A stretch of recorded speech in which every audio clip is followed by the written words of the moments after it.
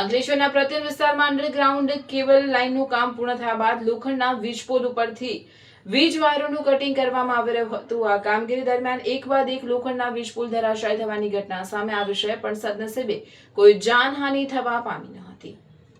અંકલેશ્વરના પ્રત્યન વિસ્તારમાં આવેલી મહાશિવ હોટેલ પાસેનો લોખંડનો વીજપોલ અચાનક ધરાશાયી થઈને પાર્કિંગમાં ઉભેલી એક કાર ઉપર પડ્યો હતો, જેના કારણે કારને ભારે નુકસાન પહોંચ્યું હતું। સદનસીબે જે સમયે આ ઘટના બની ત્યારે કારમાં ડ્રાઈવર હાજર હતો, પરંતુ સદનસીબે ડ્રાઈવરનો આબાદ બચાવ થયો હતો। જો વીજપોલ થોડો પણ અલગ રીતે પડ્યો હોત તો મોટી જાનહાનિ સર્જાઈ શકતી હોત। તો બીજી તરફ પ્રત્યન હોટેલ પાસે પણ લોખંડનો વીજપોલ ધરાશાયી થતા ભરચક વિસ્તારમાં અફરાતફરીનો માહોલ સર્જાયો હતો। રસ્તા પર અચાનક વીજપોલ પડતા લોકોમાં પણ ભયનો માહોલ જોવા મળ્યો હતો। સવાલ એ છે કે અંડરગ્રાઉન્ડ કેબલ લાઇનનું કામ પૂર્ણ થયા બાદ જૂના વીજ વાયરોને લોખંડના વીજપોલને દૂર કરવાની કામગીરી દરમિયાન યોગ્ય તકેદારી રાખવામાં આવી હતી કે નહીં। ભરચક વિસ્તારમાં વીજપોલ ધરાશાયી થવાની આ ઘટનામાં સદનસીબે કોઈ જાનહાનિ થઈ નથી, પરંતુ જો આ વીજપોલ રાહદારીઓ કે વાહન ચાલકો પર પડ્યો હોત તો પરિણામ અત્યંત ગંભીર આવી શક્યું હોત। હાલ સમગ્ર ઘટનાને લઈને જીઈબીની કામગીરી સામે સવાલો ઉઠી રહ્યા છે। લોકોમાં પણ માંગ ઉઠી રહી છે કે આવી કામગીરી દરમિયાન સુરક્ષાના પૂરતા પગલાં લેવામાં આવે અને જવાબદાર કર્મચારીઓની બેદરકારી સામે યોગ્ય કાર્યવાહી કરવામાં આવે। સદનસીબે મોટી દુર્ઘટના ટળી, પરંતુ આ ઘટના વીજ વિભાગ માટે ગંભીર ચેતવણી સમાન છે।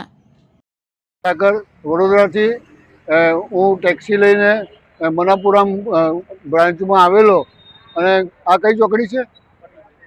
હા, પ્રતિક ચોકડી પાસે પાર્કિંગમાં બેઠેલો અને એકદમ અચાનક ઇલેક્ટ્રિક થાંભલો પડ્યો, જે અમને કંઈક જાણ હતી નહીં અને એકદમ જ શું થયું તે ખબર નહીં પડી। પણ બહાર નીકળીને જોયું તો ઉપર મોટો થાંભલો પડેલો હતો, જેથી મારા ગાડીને જાનહાનિ મોટું નુકસાન થયું છે। જાનહાનિ થઈ નથી।